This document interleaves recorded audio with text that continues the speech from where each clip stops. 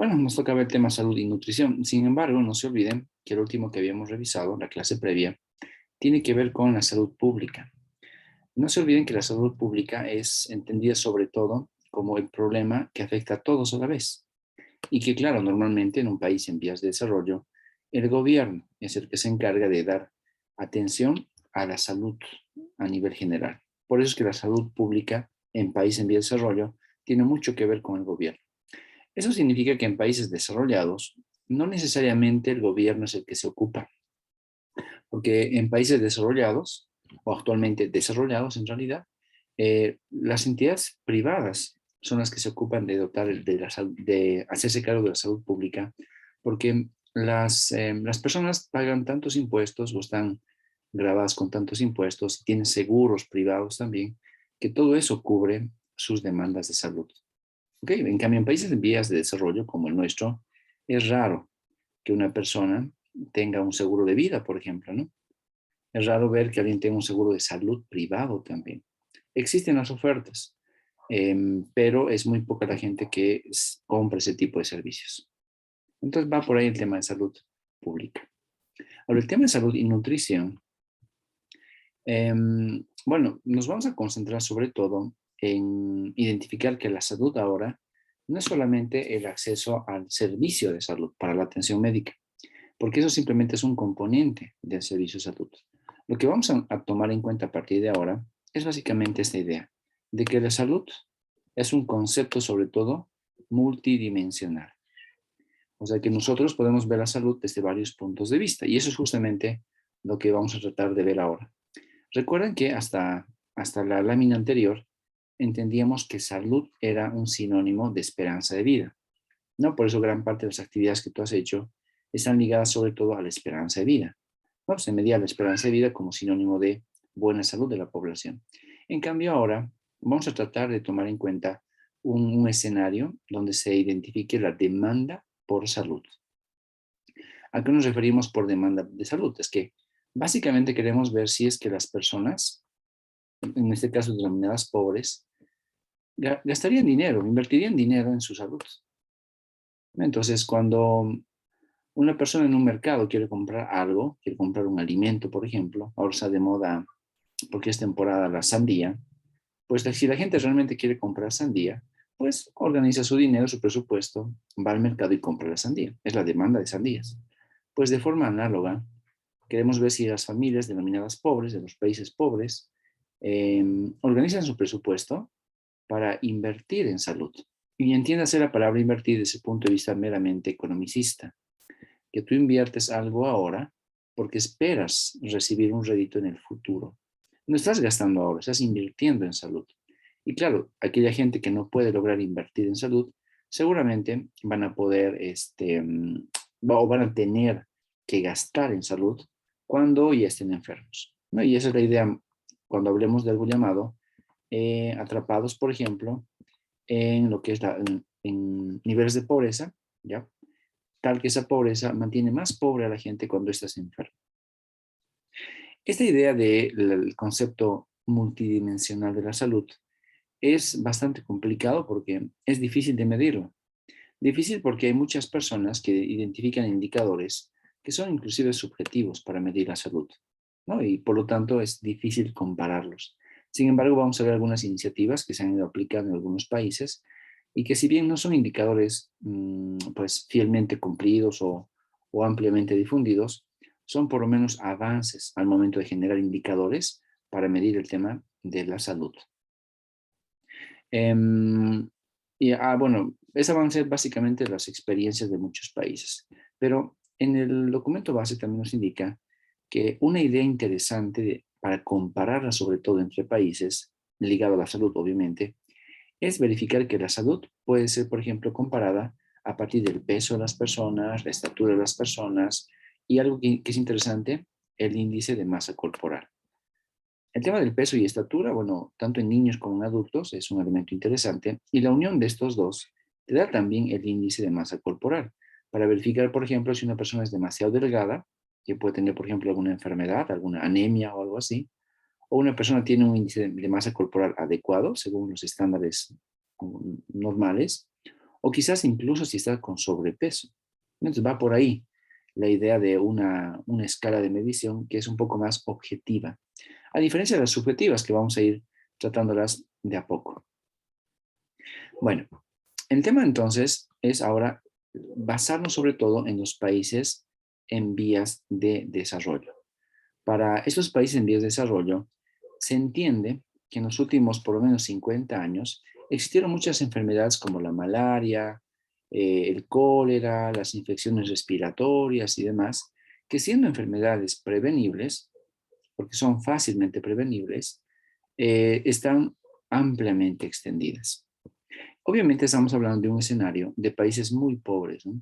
Por ejemplo, países que están en el África, que son identificados como muy pobres, países que también están en la parte sur del Asia, ¿no? Cercanos a Camboya, Vietnam, por ejemplo, son ejemplos que además los vamos a ver más adelante. Y tal vez en el caso de Latinoamérica, hablamos de Haití, ¿no? Como uno de los ejemplos más notables de que hay zonas, hay países donde las enfermedades prevenibles están pues afectando a gran parte de la población. Ese es el problema, esa es la problemática sobre la cual se centra el análisis de lo que viene más adelante. Entonces, cuando tienes a un país enfermo, pues te pones a pensar en qué opciones tiene el país. ¿Qué opciones tienen estos niños que están muriendo en millones de personas por año? Si es que quizás ponemos dos tiempos. Un primer tiempo es la atención de salud desde el punto de vista preventivo y otro desde el punto de vista curativo.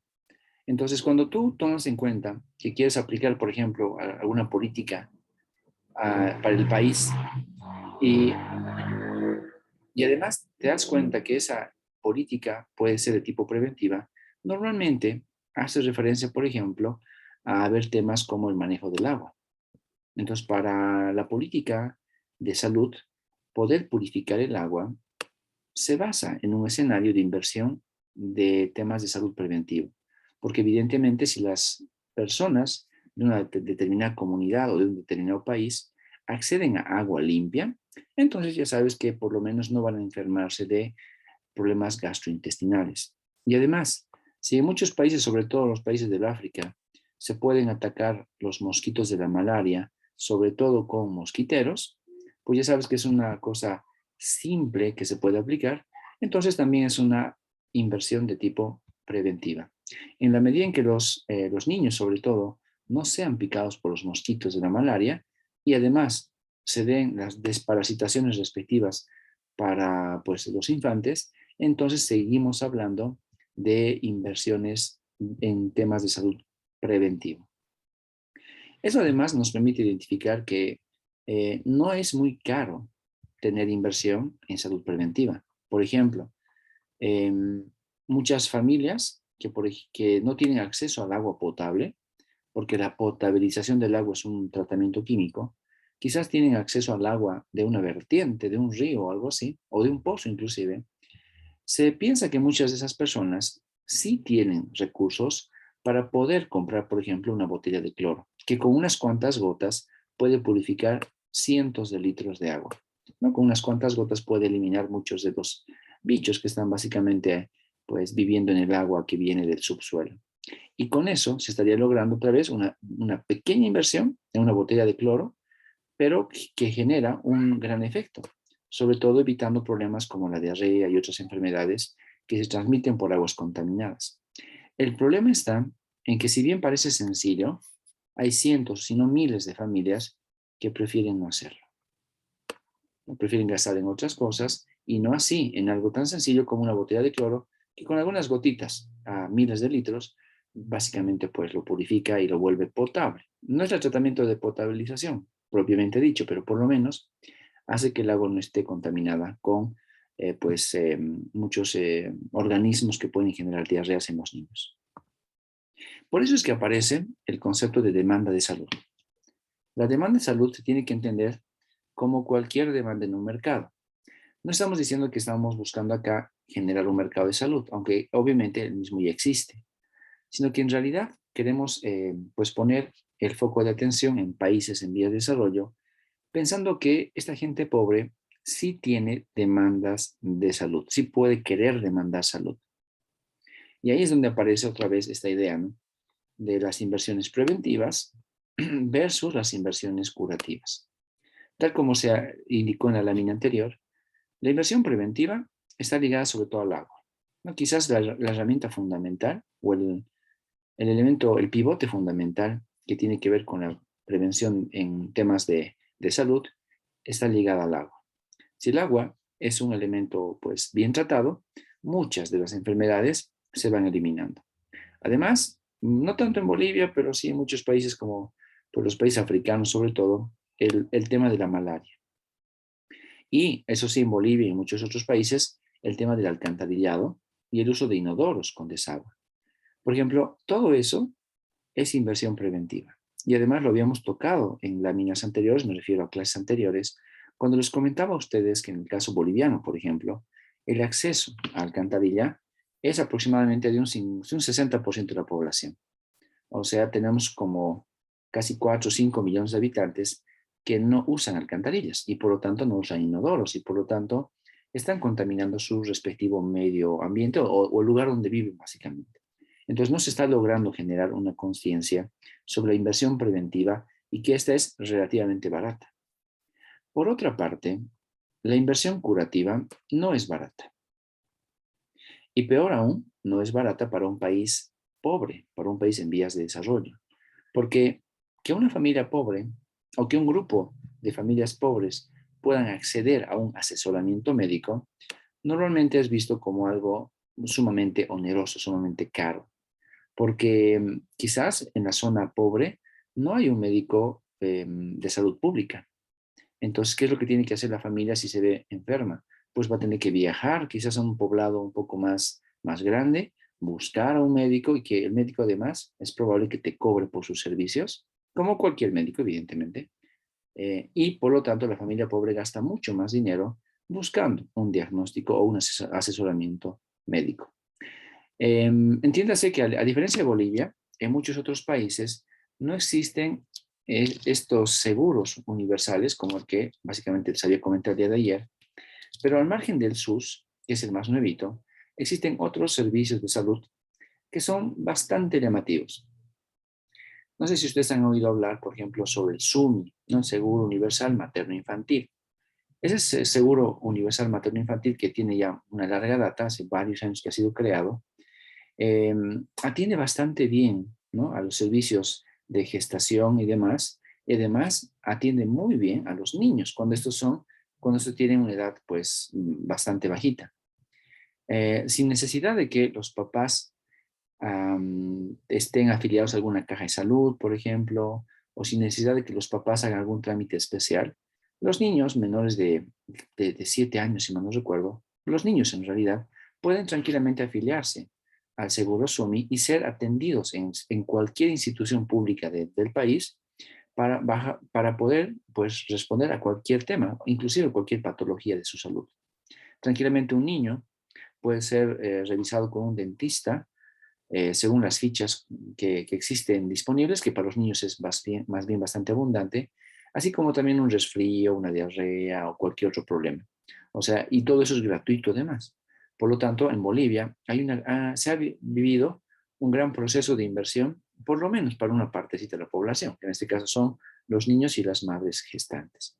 El Seguro Universal Materno Infantil, que ha tenido mucho éxito, sigue estando vigente en nuestro país y es un paralelo del SUS. Pero tales servicios no son tan evidentes en otros países.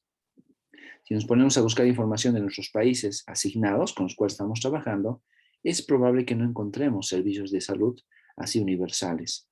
Tal vez sí privados, tal vez sí la caja básica, ¿no?, la caja de salud básica, pero pensando en la población en general, es muy raro encontrar ese tipo de iniciativas. No decimos que no hay, o sea, de hecho hay, pero es raro que los países en vías de desarrollo las tengan. Eso es más propio de un país desarrollado que además lo cubren con los altos impuestos que tiene. Bolivia se ha beneficiado de pues del notable incremento del presupuesto general del Estado por el IDH y toda la bonanza de la última década, y por eso es que ha podido implementar tales medidas, pero quizás esas medidas tengan algún tipo de problemas en el futuro, ¿no? Sobre todo pensando en la financiación de tales gastos. Bueno, pero al margen de eso, en la teoría, o sea, yendo un poco más a la teoría, no tanto en la parte empírica, en la teoría se supone que las personas pues siguen siendo racionales. Obviamente es un concepto bastante ligado a la microeconomía, ¿verdad? En microeconomía, en una clase de microeconomía te da cuenta de que las personas son racionales y por eso es que esas eligen aquellas cestas de consumo que maximizan su utilidad. ¿No? ¿Te acuerdas tu clase de microeconomía seguramente? Pues en este caso, cuando hablamos de salud, tratamos de verificar algo muy parecido. Vemos que evidentemente seguimos suponiendo para hablar de mercado de salud de que los individuos son racionales. Y como son racionales, entonces podrían evaluar los costos y los beneficios de invertir en salud. ¿A qué nos vamos? Por ejemplo, un beneficio típico de aquellas personas que invierten en salud es, por ejemplo, identificar que van a mejorar su productividad. Por lo tanto, ¿a qué nos referimos? De que en la medida en que las personas pueden ahora invertir en su salud, pues desde ahora están pensando en su productividad del futuro. Además, si ahora, mientras son niños o son jóvenes, se cuidan adecuadamente en salud o invierten en su salud y siempre están pues bien nutridos, están limpios, en ambientes limpios, no tienen, por ejemplo, vectores de contaminación y tampoco existen enfermedades pues curables que estén a disposición de ellos, sino que sean realmente personas muy bien cuidadas en términos de salud, seguramente en el futuro van a tener una alta productividad en términos generales y además van a tener una esperanza de vida mucho más larga que el promedio de la gente. Y todo esto va a estar también relacionado, por ejemplo, con la calidad de vida que estos puedan generar. ¿A qué nos referimos? Aquí hay una correlación identificada entre que hay mayor productividad y eso puede generar mayores ingresos, ¿no? Mayores ganancias, como lo indiques. O sea, la hipótesis básicamente es esa. El modelo de elección de salud indica que pues inviertes porque esperas vivir adecuadamente en el futuro y eso adecuadamente, ya sabes, es eso, productividad, vida más larga y por lo tanto una calidad de vida adecuada. Pero evidentemente también tienes costos y esos costos también son discutibles, ¿no? Porque lo que te presento es la idea general, pero estos costos pueden atribuirse también a cada escenario de cada país donde tú estés identificado. Nos dice, las inversiones en salud requieren, uno, gastos de dinero, gastos de bolsillo. Claro, porque acceder, por ejemplo, a muchos servicios en la actualidad preventivos puede no ser tan barato, porque quizás el servicio de salud público no los cubre, ¿no? Porque quizás tú necesitas una nutrición especializada y eso tú sí o sí lo tienes que cubrir. Y además indica que otro costo puede ser identificado como que hay muchos hábitos que son divertidos, pero que son perjudiciales. Nos referimos, por ejemplo, en este caso hace referencia a los estudios a las bebidas alcohólicas, al cigarrillo, a las comidas grasosas, etc. Entonces, esos son los costos, ¿no? A los cuales uno está sacrificándose. Y decimos que son divertidos porque hace referencia a eso, ¿no? La persona a veces come cosas grasosas, comida chatarra, que es quizás el concepto por ahí a manejar, porque le parece que es un acontecimiento pues interesante comer una comida chatarra. No lo haces quizás todo el tiempo. Y si eres una persona que te cuidas tu salud, quizás no lo haces casi nunca. Y además otro costo podría ser el tiempo que inviertes en visitar al médico o enfermero. Hay personas que no han visitado a un médico en años. En cambio hay otros que lo hacen de forma regular. Y evidentemente, en la medida en que lo haces de forma regular, es que estás invirtiendo tiempo que podría ser dedicado a otras cosas, pero lo estás dedicando justamente a la atención médica. Entonces, un modelo de elección de la salud en un mercado de la salud implicaría básicamente eso, que las personas saben que pueden tener grandes beneficios en el futuro, pero tienen que invertir algo en el presente. Sin embargo, aparece un tercer actor, y el tercer actor es básicamente el gobierno. ¿Por qué motivo? Porque la salud presenta externalidades, o sea, cosas que le afectan a otros. Uno de esos elementos es, por ejemplo, que muchas enfermedades, si no todas, bueno, muchas en realidad de las enfermedades, tienden a ser contagiosas. Y claro, en la medida en que yo me cuido, por ejemplo, de no enfermarme, pero por casualidad paso al lado de alguien o saludo a alguien que no se cuida, pues esa es una externalidad. Quien no se ha cuidado me puede contagiar, ¿no?, de alguna enfermedad. Y yo que a pesar de que me he cuidado y he estado todo el tiempo invirtiendo en salud y demás, tranquilamente puedo terminar igual enfermo. Quizás eso es lo que sucede también en nuestro medio con esto del COVID, ¿no? Evidentemente hemos vivido etapas bastante complicadas con el tema del COVID y entendemos que uno se puede cuidar mucho, demasiado a veces. Puede invertir mucho para cuidar a los suyos, su familia, su casa, etcétera. Pero por ahí viene alguien que no se cuidó, que se infectó, que es asintomático, pero te toca y bueno, pues te contagió y puede que tú no seas asintomático y pases lo peor de la enfermedad. Ese es el tema de las externalidades. Y ahí es donde el gobierno asume un rol fundamental, dado que el gobierno entonces tiene que justificar su rol para poder ejercer algún tipo de presión a la población, para que esta población justamente trate de no caer en este fallo del mercado. Entonces el gobierno, como lo está haciendo actualmente, está tratando de pues inducir, todavía no está obligando, pero está induciendo a que la gente se vaya vacunando, ¿no? Para sobre todo el sobrellevar ese problema del COVID que está todo el mundo, pues lo estamos padeciendo. Sin embargo, como en cualquier mercado, chicos, y esto sí es una maduración porque todos ustedes sé que ya han estudiado ese tipo de cosas, la información es asimétrica. En temas de salud, en el mercado de salud, la información es completamente asimétrica, es imperfecta. Porque, por ejemplo, un enfermo puede no estar conociendo a ciencia cierta cuáles son, por ejemplo, las consecuencias de no tratarse adecuadamente una enfermedad. Y por otra parte, ese mismo enfermo puede quizás no estar dando toda la información al médico cuando éste es tratado. Y hasta en algunas ocasiones se ha identificado que existen algunos médicos que trabajan de forma inadecuada, que por ejemplo pueden hasta prescribir recetas sin siquiera atender bien al paciente. Por lo tanto, la información imperfecta es bastante notable, sobre todo en países en vías de desarrollo. Cuando uno revisa este tipo de escenarios y trata de leer los papers que dan idea a los criterios, aparecen escenarios como, por ejemplo, que en un determinado poblado, ¿no?, un poblado en el África, donde había un médico de turno, este médico de turno pues no estaba muy contento de vivir en ese poblado, porque era muy alejado, porque no tenía los servicios básicos necesarios y porque él atendía a, pues, a miles de personas. Y a veces hasta por el aburrimiento, o qué sé yo, qué acción habría tomado ese médico, pues empezaba simplemente a ver a los enfermos de la puerta y él les daba una receta. Algo así como ese ejemplo, algo gracioso que a veces sacan, de que vas al médico y lo único que te receta es paracetamol, más o menos. Pues ese tipo de escenarios son los que se han podido evidenciar en algunas comunidades del África sobre todo. Y claro, si eso realmente aparece, se lo puede identificar como una práctica deficiente, ¿verdad? Y cuando la persona se ve atendida de manera deficiente por un médico a quien le está confiando su salud, entonces genera mucha desconfianza y otra vez el círculo vicioso empieza, ¿no? De que ya la demanda empieza a bajar, porque la gente ya no quiere ir a los servicios de salud. Entonces, por lo tanto, no hay servicios de salud, los médicos no atienden bien, la gente se enferma, la gente se está, pues, está afectando su estilo de vida inclusive, y esto se vuelve una trampa de pobreza ligada a la salud. Y eso obviamente es un tema de largo plazo. Y además, claro, en la medida en que los servicios pueden ser deficientes, en la medida en que la información es imperfecta en el mercado, también es muy propio que en países donde hay mucha pobreza, las familias no tengan dinero suficiente para comprar los servicios quizás eficientes.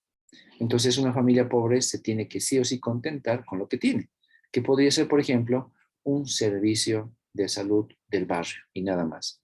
Y quizás no va a poder ser atendido con un servicio quizás más sofisticado porque simplemente no lo puede pagar. Porque ya sabemos, ¿no?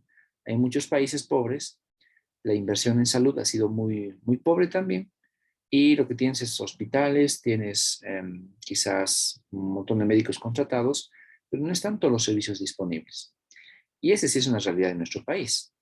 Como ustedes saben muy bien, en Bolivia tenemos algunos hospitales de tercer nivel, son poquitos. En Cochabamba tenemos ahí el Viedma, pero todo Cochabamba, todo el departamento, es atendida en el Viedma, a pesar de que es un hospital que se supone es de referencia solo para la ciudad capital, pero por ser de tercer nivel y por ser pues de entidad pública, todo el departamento se hace atender ahí. Lo mismo debe suceder pues en otros departamentos, ¿no? Entonces, de eso se trata. La gente de bajos recursos tiene que simplemente adecuarse a lo que hay y a veces si no puedes llegar a una atención privada, te tienes que contentar con lo poquito que te ofrece el sector público, que muchas veces es deficiente. Entonces, esas demandas de salud y el mercado de salud en general, a veces se ve también fuertemente influenciado por factores ajenos al mercado. Y eso explica algo llamado el sesgo conductual. Bueno, eso también tiene mucho que ver con información asimétrica y demás. Pero, por ejemplo, en este caso, esa lámina en específico, jóvenes, nos dice que, dado todos los problemas de salud que estamos puntualizando por ahora, además hay decisiones individuales que se basan, por ejemplo, en creencias, en la heurística, en recomendaciones de amigos, en recomendaciones de familias, en creencias que van más allá de lo científico. Básicamente es eso. Y bueno, eso creo que de alguna manera es un quehacer del ámbito boliviano, ¿no? En nuestro país he conocido, y seguramente ustedes también han conocido, que hay mucha gente que a veces prefiere ser tratada de ciertas enfermedades con remedios caseros. Y a veces el remedio casero evidentemente no genera causalidad, es más una coincidencia ya de correlaciones y puede no ser necesariamente bueno, de hecho no es una medida que te va a curar definitivamente. Entonces, hay mucha gente que cree en que ciertas cositas que están por ahí como hierbitas y demás te puede curar, pero evidentemente solo te da paliativos y no te cura de forma definitiva, porque hay enfermedades que simplemente no se pueden pasar con un matecito de coca, por ejemplo. Bueno, aquí chicos, que ya vamos media hora de la primera actividad, este, les pregunto, ¿alguno de ustedes conoce algún remedio así, pues de creencias, de recomendaciones, nada científico que se aplica para algún tipo de enfermedad? ¿O no conocen nada? Así que también igual esa es una buena respuesta. ¿Qué opinan, jóvenes? Tengo dos participaciones, Mateo. Tengo tres por ahora, cuatro. Quizás una más. ¿O nos quedamos con cuatro? Ok, tenemos cinco. Muchas gracias. No se olviden, estamos anotando a Mateo Vargas, Lucelia Ponce, Víctor Rodríguez, Mateo Villalpando y Rodrigo Mendivio. Bien, Mateo, empecemos contigo, Mateo Vargas. ¿Qué nos puedes comentar? Gracias, Listen. Pues en mi casa bueno, en mi familia en general es algo común que, no sé, ante dolores de estómago o problemas intestinales, siempre, no sé, mi mamá o mis tíos nos sugieren tomar mate de manzanilla, que es lo más común, digamos, que tomamos cuando nos pasa una enfermedad de ese estilo. Ok, no, pero sí, el mate manzanilla sí es un matecito, es más, creo que mundialmente conocido y está bien. Sí, esa es una interesante este, postura en temas de salud. Gracias. Vamos con Lucelia. Lucelia, ¿qué nos puedes comentar tú, por favor? Mm, Gracias. Bueno, igual en mi familia, digamos, cuando estamos por resfriarnos o ya estamos un poco resfriados, mezclamos leche con singani, huira huira, eh, miel y limón caliente. Y bueno, no sé si es algo mental, pero siempre que tomamos eso, al día siguiente estamos como nuevos y funciona. Se va con la heurística, la verdad. Y sí funciona, ¿no? Creo que compartimos tal tradición. Vamos con Víctor Rodríguez. Sí, gracias.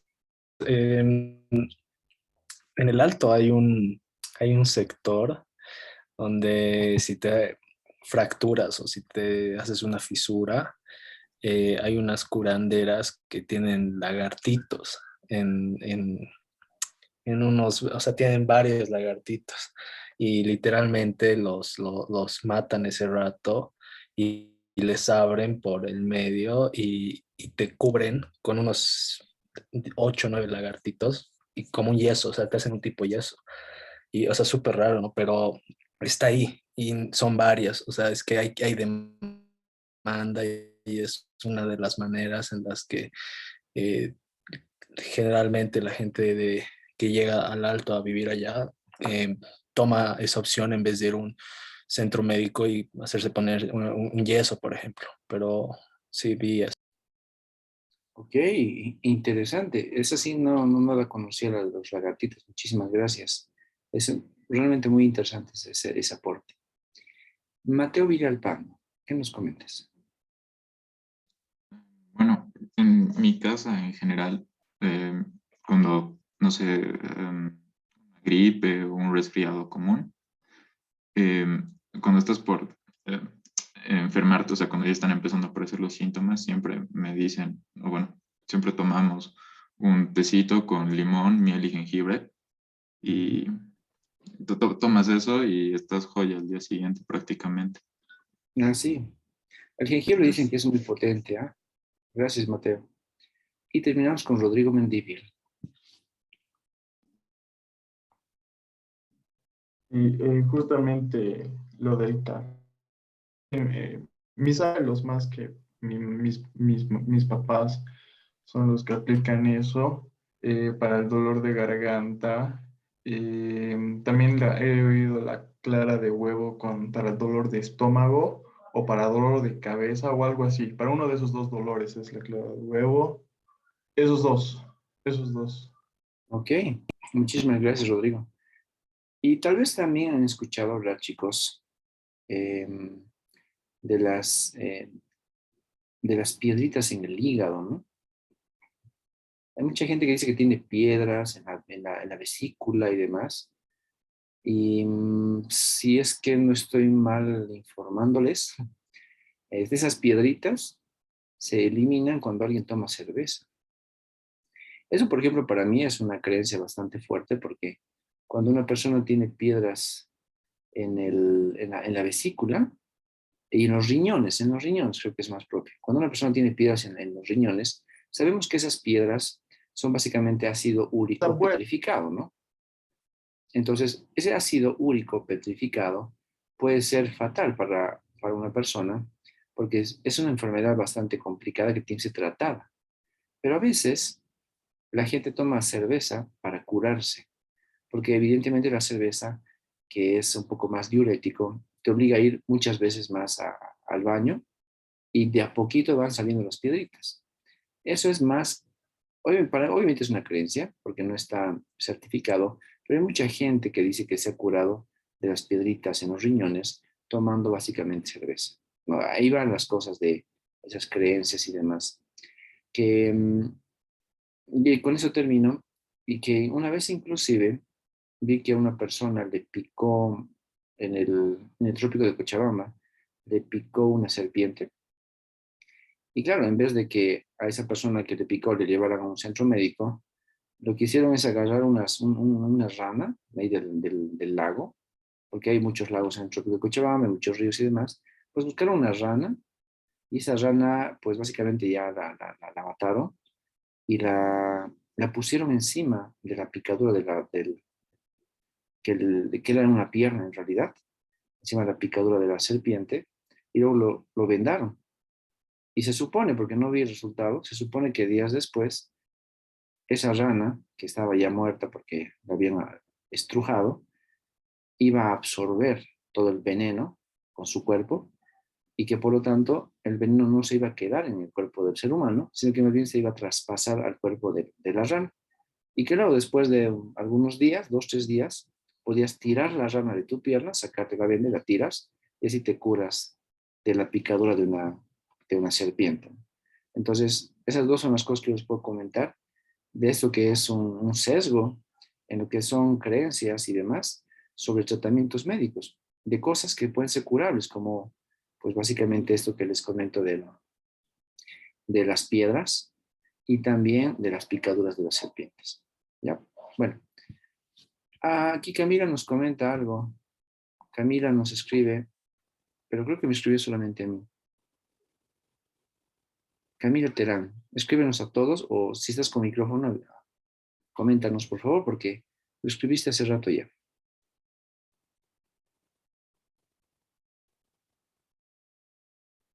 Ahí está. Bueno, ya están leyendo lo que escribió Camila Terán. Y bueno, lo que ella escuchó es que si comes uvas, te curas del cáncer. Miren, qué interesante. Ok, vamos con esas creencias y cerramos esta partecita. Entonces, cuando estamos hablando ya sabes, del tema de la demanda de salud, hay mucho todavía por investigar. Vamos a tratar de ver en las siguientes láminas algunos elementos más específicos de la demanda de salud y veamos básicamente hasta qué nivel podemos pues, llegar. Todo eso depende siempre de la retroalimentación que tú puedas dar, de los conocimientos que tú tengas, porque al final de cuentas, como esto no es algo tan formal, dado que no ha sido formalizado como demanda de salud, sigue en construcción. Y bueno, aquí tenemos la actividad 3, que creo que es la única que he mantenido, las demás las he ido ocultando. Y nos dice, una característica importante de la inversión en salud es que los costos se pagan en este momento, pero los beneficios se acumulan para el futuro. Por ejemplo, en ese momento, ya sabes, te vas a atender con el médico, en ese momento gastas mucho dinero en tu nutrición, en tu alimentación, en este momento haces todo lo que tienes que hacer.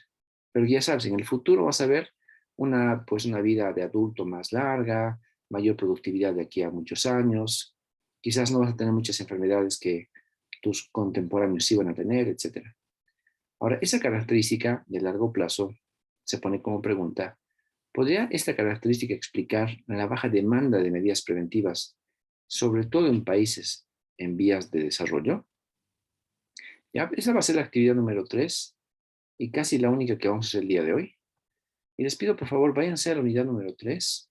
Ya, justamente estoy habilitando el título llamado actividad 3, para que ustedes lo puedan responder a esta actividad. Y voy a dejar, obviamente, la pantalla disponible para que leyendo esta pantalla ustedes puedan responder en el foro. Así que por favor, jóvenes, les invito, váyanse al foro, foro unidad 3, obviamente, entren a la actividad 3 que está en blanco y leyendo esta pantalla, por favor, respondan qué opinan ustedes. ¿Será que el hecho de que la salud es a largo plazo explica el por qué la gente de países pobres pues no demandan salud, no tienen la demanda de medidas preventivas de salud? ¿Ya? Les damos, bueno, como siempre, 15 minutos, chicos, ¿ya? Y en 15 minutos retomamos esta actividad, ¿ya? Son las, wow, 8:12 en mi reloj, no sé qué tal, qué tal van ustedes, pero bueno, 8:12, entonces 8:27 estaríamos retomando la actividad, ¿ya? Cualquier pregunta, comentario, ya saben, estoy atento aquí al micrófono. Gracias, jóvenes.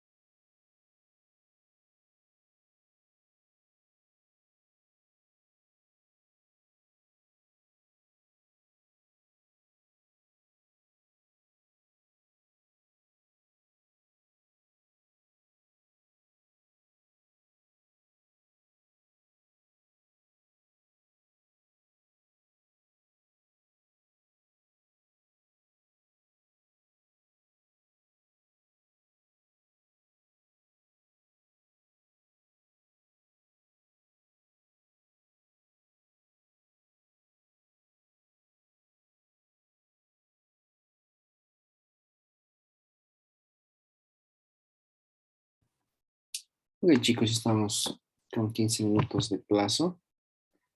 Vamos a revisar cuántas reacciones tenemos y luego continuamos con el tema. Tengo 13 reacciones, estamos con en clase. 19. Hay 6 de ustedes que seguramente están todavía escribiendo algo al respecto. La pregunta es, ¿van a publicar? O continuamos, chicos. Sí, profe, si nos puedes dar un ratito más, porfa. Ah, claro, claro. No hay problema, claro que sí. Unos 5 minutos más, no hay ningún problema. Gracias.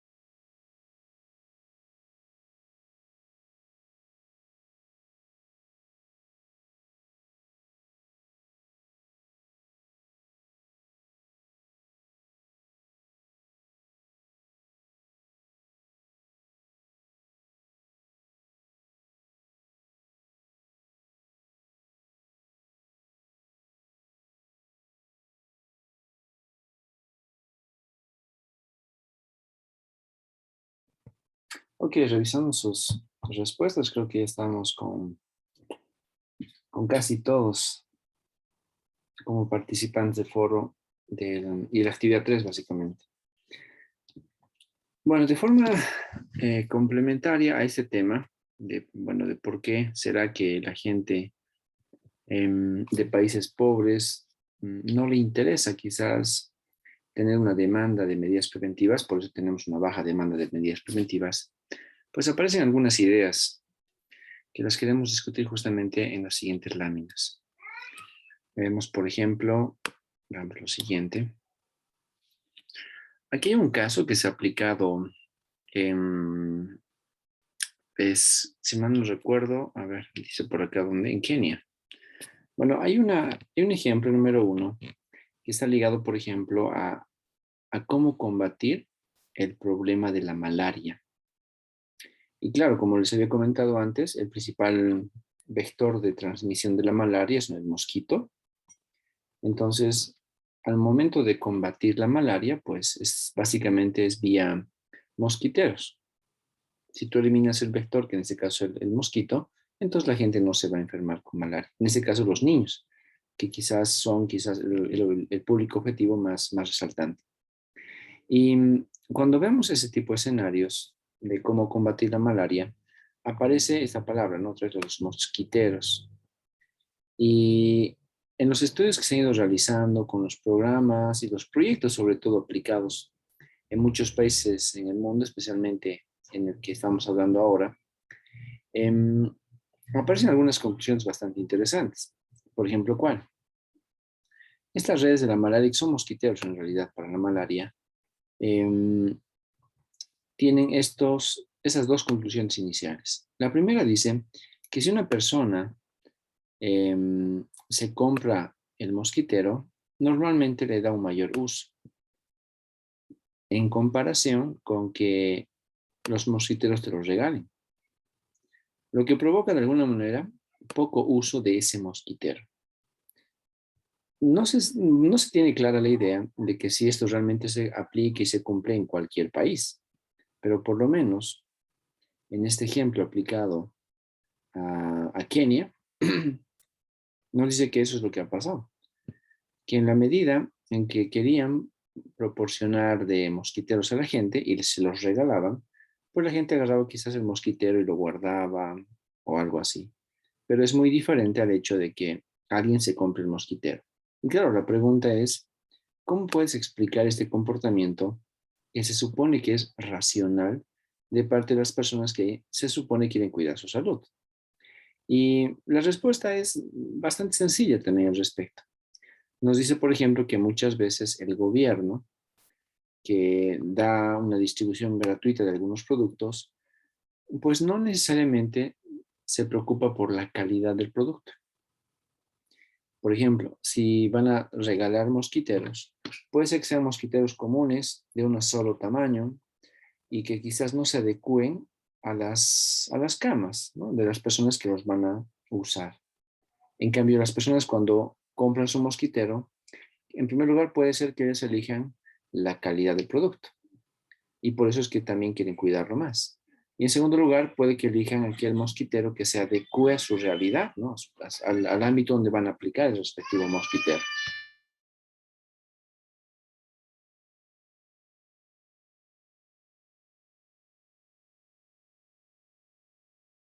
Entonces, básicamente esa es la idea, ¿no? Por eso la pregunta final se queda como una duda, pero las respuestas tampoco son tan concluyentes, ¿no?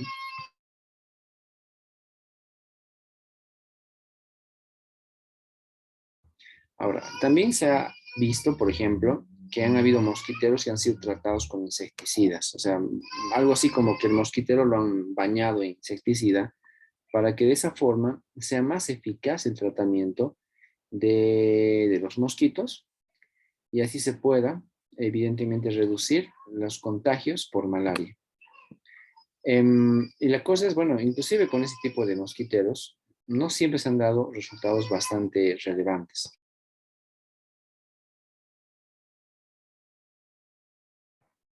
Por ejemplo, como notarán ustedes acá dice, una vez que las personas, bueno, se compran el mosquitero, Puede ser que un mosquitero barato pueda traer más demanda del mosquitero.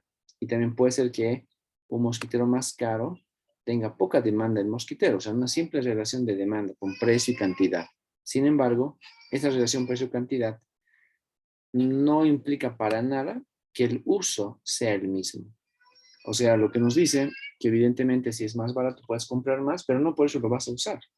O si es más caro puedes comprar menos, pero también no por eso vas a usarlo más o vas a usarlo menos. No hay una explicación completa ante estas ideas sobre los escenarios de, por ejemplo, cuidarte del mosquito que transmite la malaria.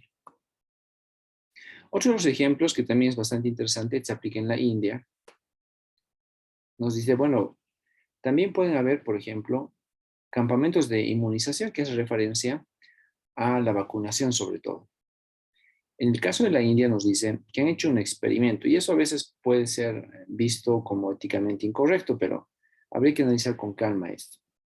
En ese caso nos dicen que lo que han hecho es vacunar, ¿no?, básicamente a los niños, pero se han vacunado identificando aldeas o centros poblados en 3 categorías.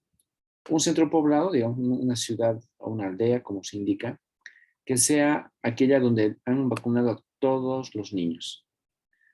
Otra aldea, otra ciudad donde han vacunado, digamos, solamente la mitad de los niños, y una tercera aldea donde no han vacunado a nadie. Entonces, por eso se desarrolla básicamente, o se denomina que esto es un experimento, porque quieren comparar cuál es la reacción, ¿no?, respecto al tema de la enfermedad de una zona donde tienes mucha vacunación, digamos 100%, otra 50% quizás, y otra donde nada de vacunas se ha aplicado. Obviamente, te lo repito, ese tipo de escenarios son muy cuestionados, pero también son los más utilizados para poder validar políticas ligadas a la pobreza. Porque si tú sabes muy bien que aquellas políticas que tratan de reducir la pobreza en sus diversas dimensiones no son efectivas, puede ser debido a que su inefectividad se debe a que alguien trajo la política de otro país y trató de aplicarla en nuestro país. Entonces, cuando alguien trae recetas de otros lugares, no siempre funciona de la manera que debería en nuestros propios lugares donde se aplican. Pero cuando tú aplicas un experimento, ya juegas de alguna manera con la probabilidad de que esa medida pueda funcionar o pueda no funcionar. Los resultados dicen, lo que ha sugerido en este caso los resultados es que en aquellos lugares donde se ha logrado mejorar la confiabilidad del centro que provee la vacuna, es donde ha habido quizás una mejor recepción de niños vacunados. En otras palabras, no importa la cantidad de vacunas que tú lleves, que pueden ser para toda la población, para mitad de la población, o quizás no lleves ninguna vacuna, lo que más se ha identificado es que si el centro de inmunización, o sea, de vacunación, es confiable, normalmente eso va a provocar una mayor cercanía de la población hacia ese centro. Pero si quizás el centro de vacunación no es confiable porque quizás ni siquiera es conocido, entonces es poco probable que la gente quiera ir, si quiera vacunarse. Y peor, si es que hablamos de vacunas dirigidas a los niños. Los papás no van a estar muy incentivados en llevar a sus hijos para que básicamente los vacunen. Entonces, ante este escenario, donde la confianza para aquel que te va a vacunar es relevante al momento de la vacuna, aparecen las opciones. Y una de las opciones de este ejercicio implica, ¿qué pasa si te ofrecemos un incentivo? Pues evidentemente los incentivos han funcionado. Mucha más gente de la India en estos 3 lugares, bueno, en esos 2 en realidad, se han empezado a vacunar, ha aumentado bastante la vacunación, sin embargo, no toda la gente se ha vacunado. ¿Ya? Entonces va básicamente en ese sentido. Ahora, ¿qué lección nos trae esta idea y este gran resumen, claro, es un resumen de una historia muy larga, de los campamentos de inmunización? De que normalmente se espera que la gente que vacune sea gente del propio lugar, porque así por lo menos confías en tus vecinos o confías en los jóvenes que tú ves todos los días en tu propio poblado. Porque si viene gente de afuera queriéndote vacunar, lo más probable es que desconfías y simplemente no, pues no se dé la vacunación. Y si además de eso hay un incentivo, pues muchas veces esos incentivos pueden ayudar, pero no son una respectiva solución. Valeria, ¿nos quieres comentar algo? Sí, profe, yo me acuerdo que leí un artículo justo sobre esto que hablaba de la vacunación y decía que las personas que viven en India les ofrecen como, no sé, 1 kilo de arroz, 1 kilo de lenteja para que vacunen a sus hijos, pero a pesar de que les daban con los canastones no iban, o sea, no les importaba perderlos. Y que un motivo para esto exactamente es la distancia, porque en lugares así, los centros de vacunación son muy lejanos, entonces gasta más yendo al centro que lo que les beneficia, lo que les da. Ok, sí, y además en la India, bueno, sabemos muy bien la cantidad de población que tiene, tal como dice Valeria, que realmente es muy válida su soporte. En la India, bueno, como existe tanta población, una aldea es tranquilamente de 100.000 personas, pues no solamente es lejos el lugar donde tienen que recibir la vacuna, sino que además tiene que ser una cola larguísima, porque muchas personas también se están vacunando. Entonces pierdes un día entero, si no es que más tiempo, en solamente una acción llamada la vacuna. Y entenderán, chicos, que para una población pobre, perder un día de trabajo es un gran sacrificio, porque en ese día de trabajo seguramente haces muchas actividades que condicionan necesariamente tu nivel de ingreso también. Ahora, avanzando con esto, que quiero una segunda parte. No, bueno, no ves, lo resumí todo aquí. Y bueno, justo lo que dijo Valeria se aplica en la última idea, de que si ofreces un incentivo, eso puede mejorar un poco el acceso a la vacuna, pero no logra una cobertura total. Entonces, en aquel lugar donde hubo un tratamiento total, donde querías vacunar a todos, pues la evidencia empírica implica que no se logró hacer. Y claro, obviamente va cayendo en un lugar donde ha habido un tratamiento medio, porque igual no se logró ni a la mitad llegar, y peor en aquellos lugares donde no se dio las campañas de vacunación, porque la gente simplemente, como sabía que no había una vacuna cerca, quizás muchos de ellos ni siquiera se preocuparon por ir a otros centros poblados a hacerse vacunar. Ahí es la idea del ejemplo llamado caso 2, campamentos de inmunización. Ahora, al margen de lo que son vacunas, otro elemento que también afecta decisivamente sobre la salud futura en términos de inversión de salud para las personas es el tema de nutrición.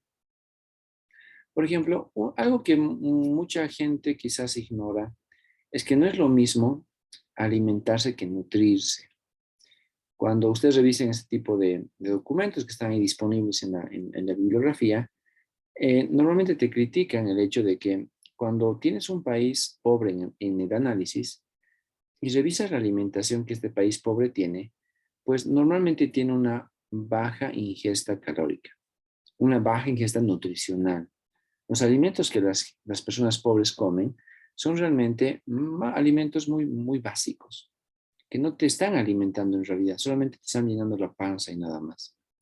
Y bueno, cuando uno se pone a pensar en nuestro país, por ejemplo, cuando tú ves o cuando tú puedes acceder a una zona denominada pobre, por ejemplo, los municipios muy alejados de nuestros centros poblados capitales, te vas a un municipio alejado, ese municipio alejado, ves cómo se alimenta la gente y lo que normalmente hace es pues comer el producto del lugar, que en la zona del altiplano y los valles puede ser, por ejemplo, la papa y el maíz, y que eso le obliga de alguna manera a la gente a siempre estar comiendo, por ejemplo, pan. Su alimento principal es el pan. Y claro, cuando tú te vas a la parte del oriente, en el oriente la cosa cambia un poquito, pero tampoco es mucho, porque si tú te fijas cómo se alimenta mucha gente pobre del área rural, también es con un tipo de pan, solo que es pan de arroz, por ejemplo, pan de plátano y demás. En otras palabras, nos seguimos alimentando de pan, seguimos llenando nuestra pancita con pan y nada más, pero no necesariamente el pan termina siendo un superalimento que pueda suplir a todo aquel nutriente que deberíamos ingerir cada día. Entonces la inversión en salud a través de la ingesta en países pobres es realmente baja o pésima si es que le ponemos algún adjetivo. Uno de los elementos fundamentales que además en Bolivia está muy presente en los años 90 es la presencia de la anemia en niños. Porque claro, la alimentación como es baja en términos nutritivos, genera que muchos niños estén básicamente malnutridos y sean anémicos, tengan anemia. Y por eso es que quizás ahora en muchos centros públicos antiguos de nuestras ciudades, podemos ver todavía los carteles que tratan de fomentar a que las familias pues ayuden en la alimentación de sus hijos, ¿no? O sea, me refiero a carteles de hace 20 o 30 años que siguen pegados en muchos hospitales antiguos. Y es que es fácil identificar a un niño, por ejemplo, que tiene anemia, porque sus ojos empiezan a ser un poco más amarillentos. Entonces es un indicador de que realmente le está faltando hierro en su alimentación. Y además no solamente el hierro, le falta también pues muchas calorías, nutrientes y todo tipo de elementos que se supone debería uno utilizar para su alimentación todos los días. En términos de la nutrición y en términos de la demanda para temas de salud que estamos tomando en cuenta en este caso, vemos notablemente que la anemia sí o sí ha sido identificado como un gran detonante de la reducción de la productividad de los trabajadores cuando estos llegan a edad adulta. Si la anemia fue un elemento básico de su niñez, es altamente probable que esas personas tengan baja productividad en el futuro. Ya sea porque quizás no tienen suficiente fuerza para actividades manuales o porque inclusive, ¿no?, su capacidad motriz en general se ve condicionada. Entonces, las anemias de los niños son muy complicadas. Bolivia, como país pobre de los años 90, tuvo mucha ayuda de países como Estados Unidos y como la Unión Europea y como el propio Japón inclusive, que mandaron para los niños de las áreas rurales mucha harina biofortificada. Y efectivamente, pues por lo menos por una década, millones de toneladas de harina llegaban a Bolivia para que sean destinados a los desayunos escolares, para que sean destinados a la alimentación complementaria de muchas zonas rurales, sobre todo. Y que claro, como no llegaban al área urbana, quizás no los hemos conocido mucho, pero en el área rural era algo muy, muy frecuente. Estoy seguro que, bueno, ustedes en realidad han vivido la etapa de desayunos escolares, ¿no?, porque ya era una política muy amplia en Bolivia, que en los últimos años, digamos 10, 15 años, cuando se estaba en la escuela, se da en general desayuno escolar. Claro, se da a los colegios fiscales sobre todo, pero me voy al tema de la época. Y es que en la actualidad, en esta época de los 10 o 15 años pasados, hemos notado que evidentemente los desayunos han sido bastante nutritivos, porque los chicos les daban pues galletas que tenían nutrientes, obviamente, les daban leche o algún tipo de lácteo y también les proveían de una fruta. Entonces, si ese es el desayuno escolar en la actualidad, es porque evidentemente ha habido pues una valoración de nutrientes que los niños tienen que ingerir. Pero, ¿qué hubiera pasado? Bueno, ¿qué pasó en realidad con mis épocas? Bueno, yo hace 30 años atrás estaba en la escuela y evidentemente la forma en la cual nos proveían a nosotros de desayuno escolar era completamente diferente a lo que ahora les dan. ¿A qué me voy? A que si ahora te dan leche, te dan galletas, te dan fruta, pues es algo sumamente delicioso en comparación con lo que nos daban a nosotros de niño, que era básicamente sémola. Y no sé si conoces la sémola, pero te la comento. La sémola es básicamente algo así como una lagua, ¿ya? Y parece el agua. Y el sabor no es tan rico como de un api, por ejemplo. El api es delicioso, pero la sémola no es tanto así. Y claro, a los niños en general nos daban eso con un pan común y corriente, una marraqueta, un pan redondo, lo que sea, y ese era el desayuno escolar. Pero ¿cuál era la estrategia de ese entonces? Uno, que el pan estaba cocinado con la harina biofortificada y por lo tanto tenía mucho hierro. Y dos, la sémola estaba sobre todo pensada para que los niños la ingieran pensando en que van a atacar, y es más, han atacado a la anemia de esa generación, de mi generación, ¿no? Hace 30 y pico años atrás. Y evidentemente, toda esta política del extranjero, porque fue así, dio resultados, porque en la actualidad la gente de mi tanda, pues no tienen muchas enfermedades que podrían ser denominadas, por ejemplo, como hereditarias de la anemia de niños. Y se podría decir que de alguna manera sí se logró el resultado, claro, 30 años después, de que la productividad de la gente adulta en la actualidad se ha visto notablemente mejorada. En comparación, por ejemplo, con una situación donde no nos hubieran dado, pero para nada, varios años de sémola y de pan con harina biofortificada. Entonces, evidentemente, bueno, pues atacar la anemia de los niños genera muchos resultados adecuados para cuando estos son adultos. Y por eso también, jóvenes, hablando con temas ya de tipo médico, cuando nos ponemos a pensar en los niños que están viviendo en áreas rurales y son muy pobres, difícilmente acceden a la leche y difícilmente acceden a una fruta. Lo que ellos hacen es, pues, comer pan con tecito, con agüita, con refresquito, o a veces con la bebida gaseosa de color negro, y eso termina siendo su alimento. Y evidentemente no tienen nutrientes de las verduras, de la carne, que es sumamente escasa, y mucho menos de los lácteos, ¿no? Y ni qué decir de los huevos, ¿no? No puedes consumir huevos porque también es muy caro. Si bien para nosotros en el área urbana comprar un litro de leche nos cuesta algo así como 6 bolivianos y lo podemos pagar, y hasta pagamos por leche, ¿cómo es? Descremada, deslactosada, light encima, que vale 7.50. Podemos pagar eso. Pero una persona cuyo nivel de ingreso es menor al dólar por día, para la familia inclusive, difícilmente va a destinar todo su dinero de un día para una leche. Por eso es que la leche es completamente escasa en áreas rurales y que todavía son zonas pobres. Entonces, esas personas están tan malnutridas que evidentemente tienen niveles bajos, por ejemplo, de peso con el paso del tiempo. Sus estaturas tampoco se desarrollan de forma normal o adecuada. Tienen estaturas promedio un poquito más bajas que los de la zona urbana, por ejemplo. Y claro, también su esperanza de vida se ve muy condicionada, ¿no? ¿Y eso se ve a qué? A que cuando eran niños, pues se enfermaron de anemia. Esto se conoce, ¿no?, como una trampa de la pobreza. ¿Trampa por qué?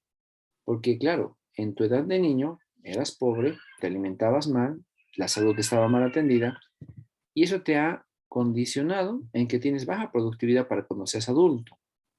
Y si tú, siendo adulto, tienes baja productividad, obviamente vas a tener reducidos tus niveles de ganancia, tus niveles de ingreso.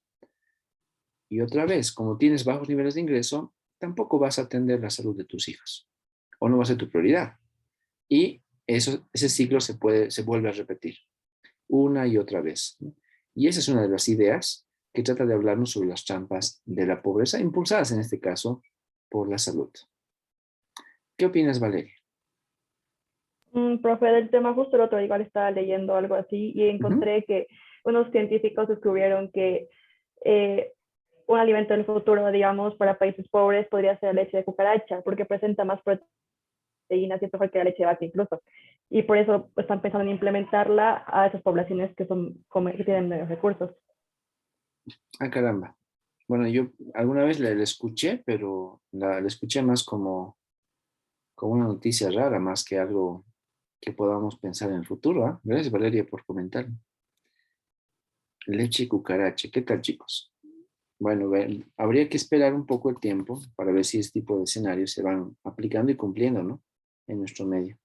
Evidentemente, si es que aparecen temas de avances científicos que validan que ese tipo de productos o sustancias pueden ser más nutritivos inclusive que la propia leche de vaca, seguramente van a aparecer programas que vienen normalmente de afuera, auspiciados por países ricos y que se van implementando en países pobres como el nuestro. Aunque claro, el nuestro no es tan pobre como antes, pero quizás en el futuro veamos resultados sobre ese tipo de escenarios. Es altamente probable, la verdad.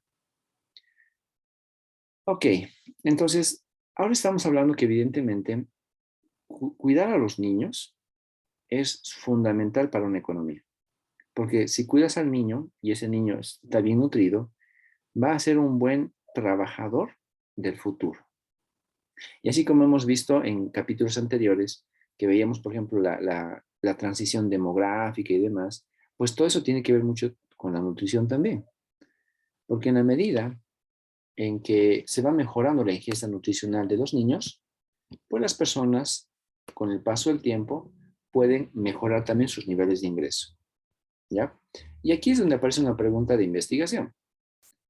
Lo que dice, la pregunta crítica que investigamos es si la ingesta nutricional aumenta a medida que las personas aumentan su nivel de ingreso. O sea, que me voy. Imagínense una persona representativa, una persona común y corriente, ¿ya? Una persona que está aquí. Obviamente esta persona en el tiempo 1 es pobre y siendo pobre su ingesta nutricional es baja. Primer escenario. Pero del día 1, donde empieza siendo pobre y con una ingesta nutricional muy baja, vamos al día siguiente, al día 2. En el día 2, esta persona ha mejorado su ingreso y también se supone que ha mejorado su nutrición. En el día 3, la persona ha mejorado su ingreso. Ojo, que siempre estoy comenzando y mejorando los ingresos. Y como consecuencia, puede ser que haya mejorado su nutrición. Y en el cuarto y último día, la persona ha vuelto a mejorar sus ingresos y se supone, bajo este criterio de investigación, que también ha mejorado su nutrición. Entonces, si esto realmente es cierto, una pregunta a responder sería si realmente existe esta relación, por lo menos que busca una causalidad entre mayores ingresos y mejor ingesta nutricional. ¿Bajo qué conceptos? Por ejemplo, de que los países ricos normalmente, como grupo, tienen mejor ingesta nutricional, ¿no? Mayor ingesta calórica, por lo tanto. En cambio, los países pobres terminan teniendo insuficientes ingestas nutricionales, ¿no? Su alimentación es más pobre. ¿Y será que la transición de un país rico a un país pobre logra mejorar la alimentación de su población? Esa es la pregunta. Porque por ahora vemos dos tiempos. El tiempo inicial del país pobre con una pobre alimentación y un tiempo final del país rico con una alimentación más adecuada. Pero la transición realmente logrará que se cumpla esta idea de que a mayor ingreso se genera una mejor nutrición. Esa pregunta se las traslado a ustedes, chicos. De hecho, la respuesta más adelante, pero ¿qué opinan al respecto? ¿Creen ustedes que un país pobre, cuando va creciendo y se vuelve luego un país rico, pueda ir mejorando para toda su población su ingesta nutricional, o sea, su alimentación? ¿Qué se les viene a la mente al respecto, jóvenes? Tenemos a Diana, ¿alguien más? A Pía, Mateo, dos más, por lo menos, ok. Al otro Mateo y Valeria Murillo. Me quedo entonces con Diana Masoudi, Pía María, Mateo Villalpando, Mateo Prieto, Valeria Murillo y no sé quién más levantó la mano, quizás, se la vuelvo a levantar. Víctor Rodríguez. Bien, ¿qué opinas, Diana? Sí, profe. Bueno, creo que a corto plazo no mucho, porque bueno, las personas en sí tienen su manera de alimentarse y sus bienes de consumo, ¿no? Que es bastante difícil de cambiar en un periodo de corto plazo. Pero creo que en la transición del mediano a largo plazo, muchas personas, bueno, puede haber un contagio social, creo que podría ser así, que a mayores ingresos las personas empiezan a consumir alimentos más nutritivos o con mejores cualidades y eso es como que se contagia de una, no sé, puede ser de una comunidad a la otra y que más o menos vayan mejorando. Solo que sí tengo una duda porque no necesariamente, digamos, las personas ricas tienen una mejor calidad de vida en términos de salud, porque bueno, muchas personas ricas igual sufren de problemas de obesidad, de Obesidad. hipertensión y de problemas cardiovasculares. Entonces, no es como que sí hay una causalidad directa, solo que sí estoy segura que a corto plazo no podría cambiarse, pero tampoco estoy muy segura si es que de verdad un incremento en los ingresos va a hacer que una persona consuma los alimentos nutritivos por toda su vida, porque hay mucha evidencia, digamos, de que las personas ricas también pueden sufrir de problemas en nutrientes, ¿no? Pero entonces, para responder a la pregunta, creo que a corto plazo el consumo es muy difícil de cambiar, pero a mediano o largo plazo creo que sí se pueden obtener suficientes nutrientes, pero no así una población completa que tenga la salud perfecta, ¿no? Ok, sí, tienes razón.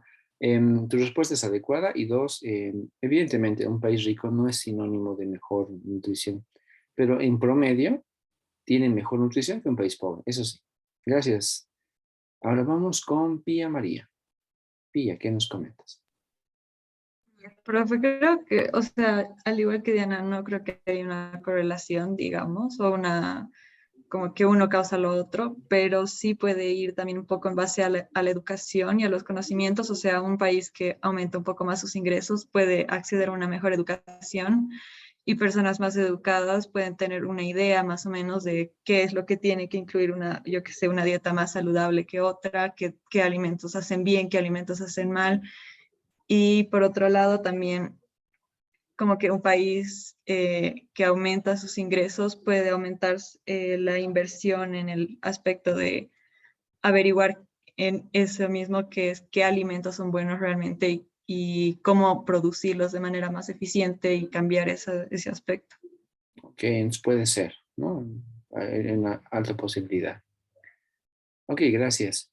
Vamos con Mateo Villalpán.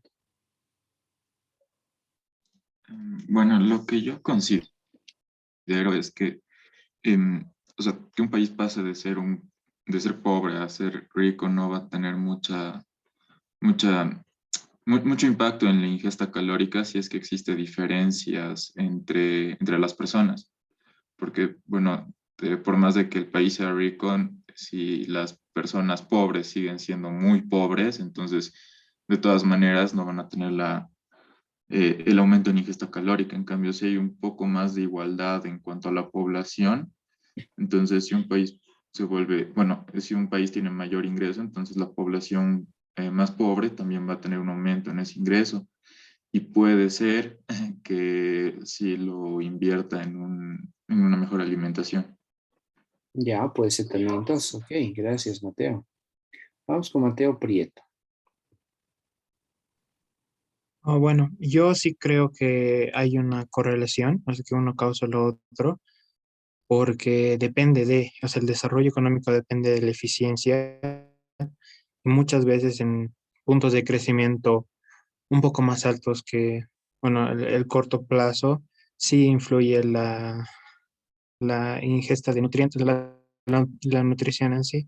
Entonces, yo creo que para una vez que países pobres entran en un ciclo de desarrollo, sí aumentan su nivel de nutrición, Ok, bien. porque es Gracias. necesario. Ok, gracias, Mateo. Tenemos ahora a Valeria. Valeria, ¿qué nos Sí, comentas? gracias, profe. O sea, yo creo que en cierto punto sí tiene relación, o sea, porque si tienes más ingresos sí va a aumentar un poco lo que consumes, pero no sé qué tan sano sea, porque hoy día en el mundo hay muchas opciones para comer. O sea, no puedes elegir comer comida chatarra, que evidentemente son más calorías, pero el nivel igual de salud y de bienestar que te den no va a ser tan alto. Y eso también tiene que ver con lo que decían compañeras con educación. Entonces, creo que sí hay una correlación, pero no creo que sea tan alta, porque todos estos factores que, como la educación y las altas opciones que tenemos hoy día para consumir. Y también porque en otros países es mucho más caro. Por ejemplo, en Europa comer carne es mucho más caro que acá, digamos. Entonces, por esas cosas tampoco pueden acceder, aunque quieran, a tener una mejor nutrición. Ok, gracias, Valeria. Complementas bastante bien. Y tenemos a Víctor, luego Rodrigo. Víctor Rodríguez, por favor. Sí, justo estaba averiguando un cachito en China, cómo cambió su manera de comer, ya que era un país relativamente pobre y por lo que veo, sí cambiaron sus hábitos de comida en el sentido de que están más abiertos al comercio internacional y ya hay industrias como McDonald's, etcétera. Pero bueno, sí, está causando un problema de obesidad ahora en China, ¿no? Y, y yo creo que no sé si esa fuera la regla para todos los países, pero creo que la evidencia de China puede sugerir que sí va a hacer que aumenten la cantidad la diversidad de alimentos que vayan a consumir. Ok, diversidad es otra variable interesante. Gracias, Víctor. Y terminamos con Rodrigo Mendívil. Yo igual que mis compañeras. Creo que no es, no es una relación causal, porque con un ejemplo de que mi abuelo de parte de mi papá creció con muy bajos recursos y el desayuno escolar era una sopa de quinoa.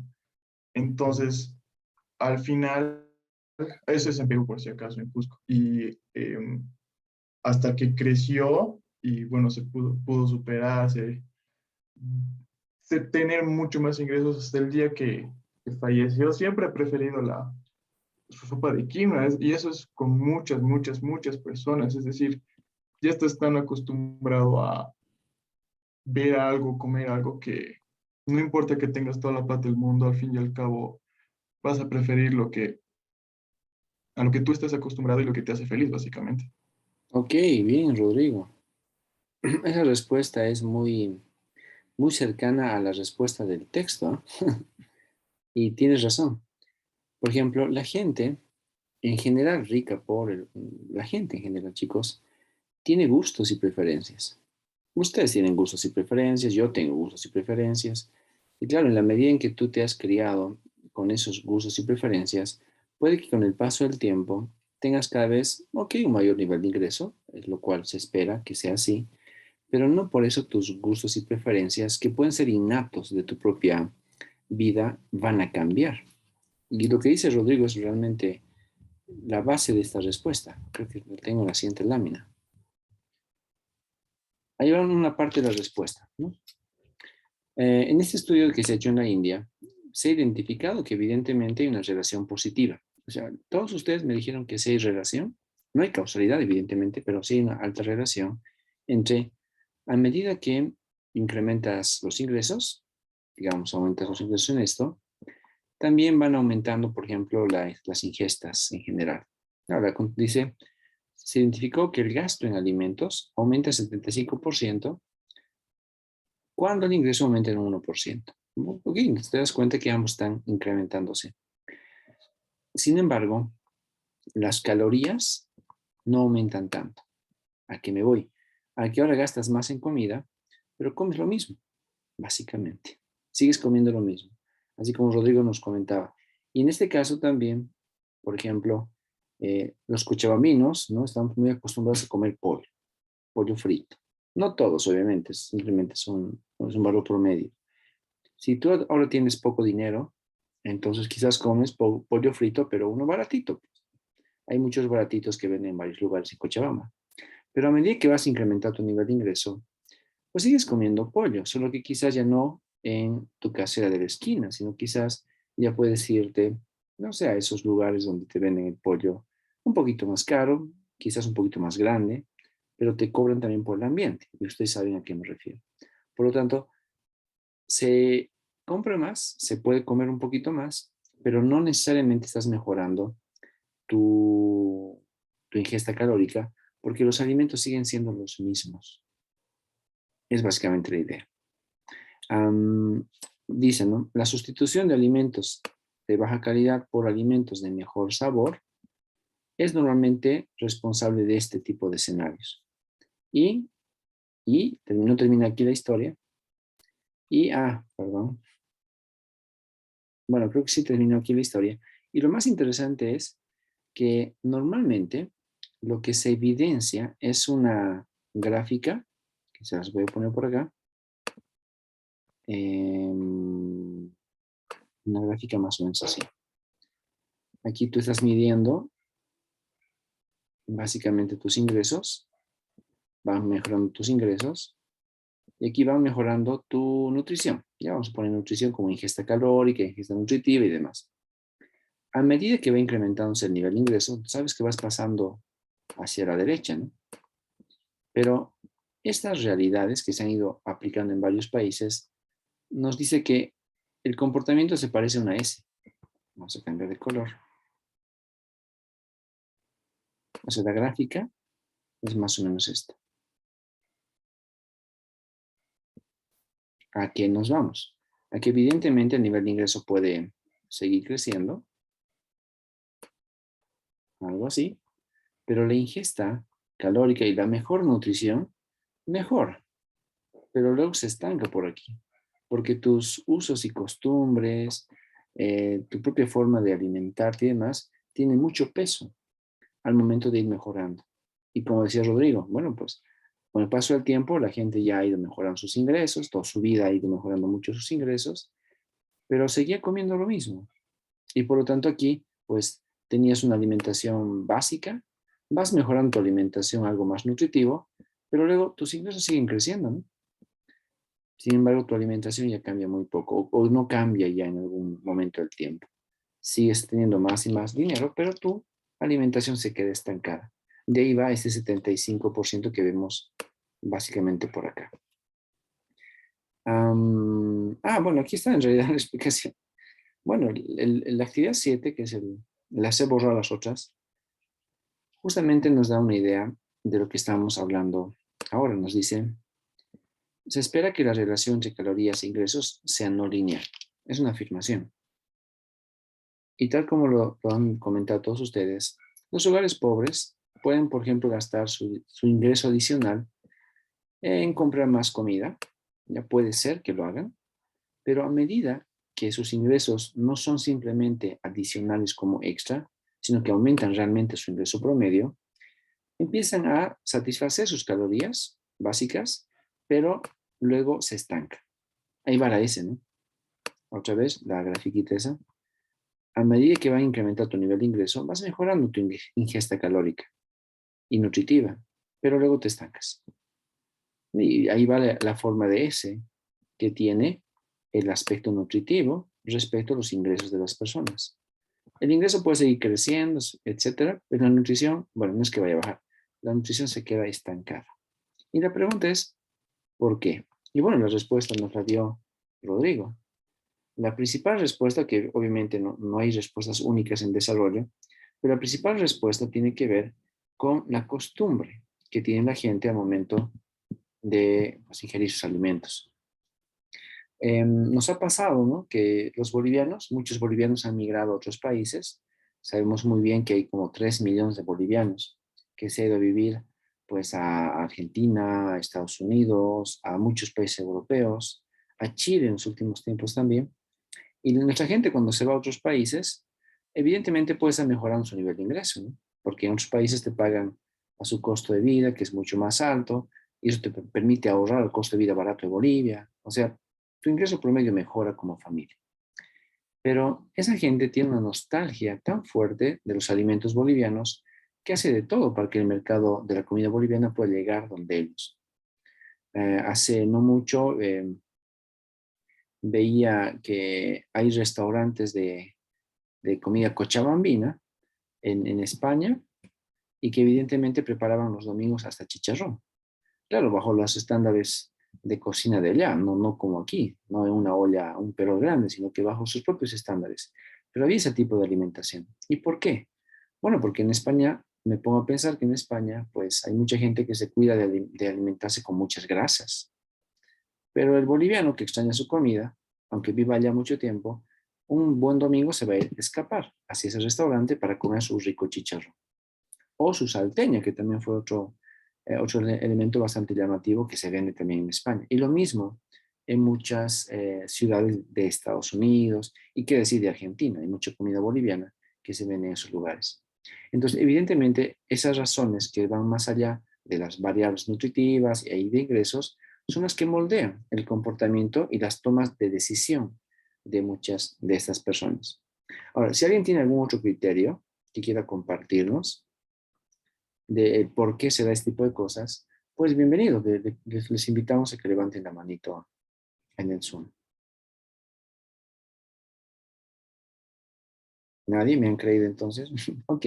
Bueno, no es que me hayan creído a mí, porque no es mi respuesta, es la respuesta de las investigaciones que se han ido aplicando para validar el por qué el ingreso y la mejora nutritiva tienen cierta correlación positiva, pero no es continua. Va por ahí, es no lineal. Ok, entonces ya tú sabes que en el mercado tenemos identificado una demanda de salud, la cual evidentemente tiene dos posturas. Puede ser preventiva o curativa. La preventiva no necesariamente significa ir todo el tiempo al médico. bueno, es una variable, pero no es la principal. La preventiva tiene que ver con el contexto. Y luego la curativa, pues es algo que puede generarte trampas de pobreza. Porque si tú realmente estás enfermo y gastas mucha plata y tu poca plata que tienes la gastas en el médico, entonces te sigues manteniendo pobre.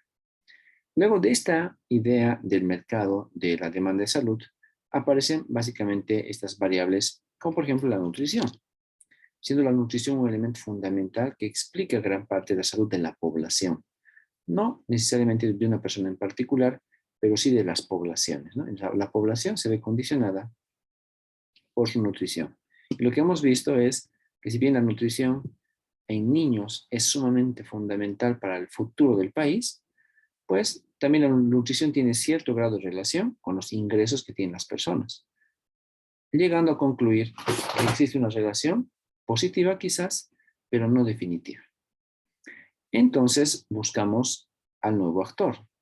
Y el nuevo actor es básicamente el gobierno. Así como lo habíamos visto en la primera diapositiva, ¿se acuerdan? En la primera lámina que les mostré hace casi hora y media atrás, pues no solamente el mercado de salud se debe a lo que las personas hagan o las comunidades hagan. También necesitamos de alguien que nos apoye. ¿Por qué motivo? Porque la salud tiene muchas externalidades. Esa es básicamente la razón. Y el gobierno, por lo tanto, es un gran promotor de la provisión de servicios de salud en los países en vías de desarrollo. Te lo había comentado hace rato. En los países ricos, la salud básicamente está privatizada, o gran parte está privatizada. Pero en los países pobres, la salud es básicamente gubernamental, es un problema gubernamental. Y lastimosamente, hay mucha evidencia en muchos países, quizás no tanto en Bolivia, pero no es porque quiera poner en primer lugar a nuestro país, pero creo que hay más casos negativos en otros países, que se ha visto que hay infraestructuras que con el tiempo han ido mejorando. Evidentemente se ha ido mejorando la infraestructura. Sin embargo, mucha de esa nueva infraestructura no necesariamente está funcionando, ¿ya? Y bueno, aquellos que han conocido o que conocen el Hospital Germán Urquidi en Cochabamba, que es el maternológico fundamental, que está cerquita ahí al Hospital Viedma, seguramente también han conocido que a una cuadra de ese hospital hay una gran construcción que está en ladrillo y en cemento, ¿no? Como se dice, en obra gruesa. Y ese gran hospital que tiene ya más de 15 años de haber sido construido, se supone que tenía que ser el centro médico pediátrico, ¿no? Para niños. Pero por temas de corrupción sobre todo, y por temas bueno, sobre todo corrupción en realidad, ese centro pediátrico jamás fue concluido. Tienes algo así como unos 6, 7 pisos de un edificio, hasta con helipuerto arriba, que se quedó en cemento y ladrillo, y que jamás va a poder ser usado. Porque después de 15 años de haber sido pues mojado, a no haber sido terminado y que la lluvia lo ha arruinado, el sol y demás, se han podido ver fallas estructurales en los cimientos y demás, y que ahora lo que dice el alcalde y las autoridades es que tiene que ser demolido. Entonces, evidentemente, se ha mejorado la infraestructura física. En ese ejemplo, que es el peor que tenemos en Cochabamba, y hay infraestructura en muchas zonas del país, pero no todas estas están funcionando de manera eficiente. Y otras quizás ni siquiera están funcionando, como este centro pediátrico. Entonces, como esa es una realidad que se aplica en Bolivia y en muchos países con mayor pues, y menor intensidad, aparecen preguntas ligadas a la gente pobre. Como por ejemplo, ¿qué? ¿Cómo se sentirá una familia, dicen, ¿no? Una familia pobre, obviamente, si 4 de cada 10 personas no encuentran nadie en el centro de salud cuando van a visitarlos? Alguna vez, hace algunos años ya, cuando estuve pues, haciendo trabajos en los municipios, podíamos ver que una autoridad muy respetada en un municipio pobre, como es el municipio de Ansaldo, en Cochabamba, que es un poco alejado, el camino es de tierra y es difícil llegar, pero una persona muy respetada era básicamente el profesor. Entonces te pones a pensar en una comunidad, esa comunidad campesina, principalmente campesina porque viven de actividades del campo, Tienes en su placita a la escuela, al alcalde, que casi siempre es un profesor también, pero alguien muy respetado es el profesor. Otra persona muy respetada es el clérigo, ¿no? Que normalmente son de iglesias católicas, ¿no? Entonces el curita también es una persona muy respetada. Pero la tercera persona también muy respetada es el médico.